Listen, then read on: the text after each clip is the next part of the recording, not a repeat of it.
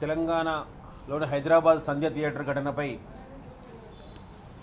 చిత్ర unit hero Allu Arjun మరియు theatre యాజమాన్యం నిర్లక్ష్యం దుష్ప్రవర్తనపై ఎంక్వైరీ చేసి చట్టపరమైన చర్యలు తీసుకోవాలని నేడు ఢిల్లీలోని జాతీయ బాలల హక్కుల సంరక్షణ కమిషన్ను కూడా కలిసి మేము విజ్ఞప్తి చేయడం జరిగింది. మరి డిసెంబర్ 4 నాడు జరిగిన్ని రోజులైనా ఇంతవరకు ఆ కుటుంబాన్ని కూడా పరామర్శించకుండా ఉన్నటువంటి పరిస్థితుల్లో మేము జాతీయ మానవ హక్కుల కమిషన్కు మొన్న కలవడం జరిగింది శుక్రవారం. వెంటనే వేగంగా స్పందించిన తెలంగాణ ప్రభుత్వం శనివారం రోజు అసెంబ్లీలో ప్రకటన చేశారు ముఖ్యమంత్రి గారు. ఇక నుంచి ప్రీమియర్ షోలు కానీ తర్వాత టికెట్ల రేటు పెంపు ఉండదు, ఈరోజు సామాన్యుల జోలికి వస్తే ఎవరిని కూడా ఈరోజు వదిలిపెట్టే ప్రసక్తి లేదు అని చెప్పి హెచ్చరించడం కూడా జరిగింది. మరి ఈ సందర్భంగా తెలంగాణ ముఖ్యమంత్రి కూడా మేము కృతజ్ఞతలు తెలియజేస్తూ ఉన్నాం. ఎందుకంటే అవతల సెలబ్రిటీ ఉన్నా కూడా సామాన్యుల విషయం పైన వేగంగా స్పందించి నిర్ణయం తీసుకున్నటువంటి చరిత్ర ఈరోజు ముఖ్యమంత్రి గారికి దక్కుతుంది.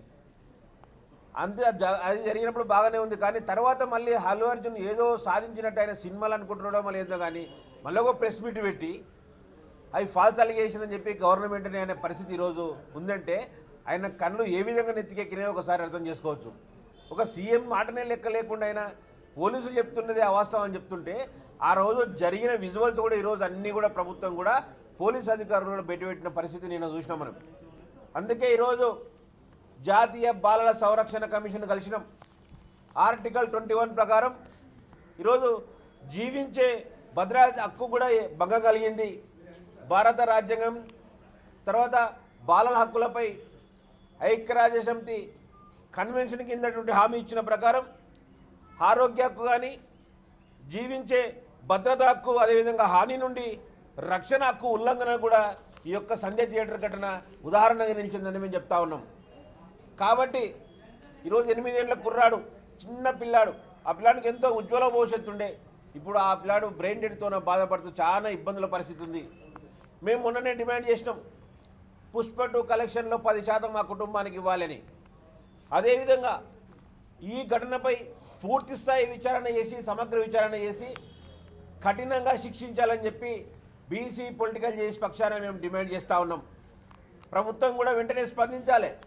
నిన్న ఏ విధంగా అయితే స్పందించి అసెంబ్లీలో ప్రకటించినరో ఈ అల్లు అర్జున్ విషయం పైన కూడా ఆ చిత్ర యూనిట్ పైన అల్లు అర్జున్ పైన తర్వాత థియేటర్ యాజమాన్యం పైన సమగ్ర విచారణ జరిపి కఠిన చర్యలు తీసుకోవాలని చెప్పి మరొక్కసారి మేము ప్రభుత్వానికి విజ్ఞప్తి చేస్తూ ఉన్నాం.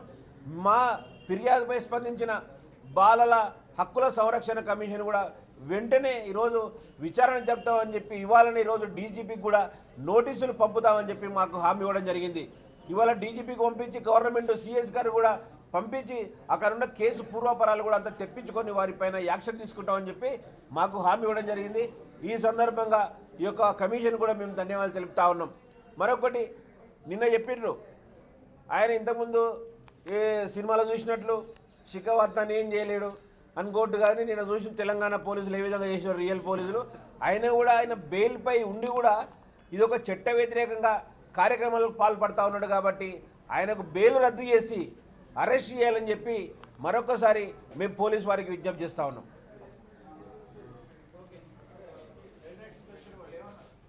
సార్ కమిషన్ ఇవాళ డీజీపీకి తర్వాత సిఎస్కు రిపోర్టు పంపి నోటీసులు పంపి రిపోర్ట్ తెప్పించుకొని వారిని ఖచ్చితంగా కూడా యాక్షన్ తీసుకున్నామని చెప్పారు. అల్లరి గారు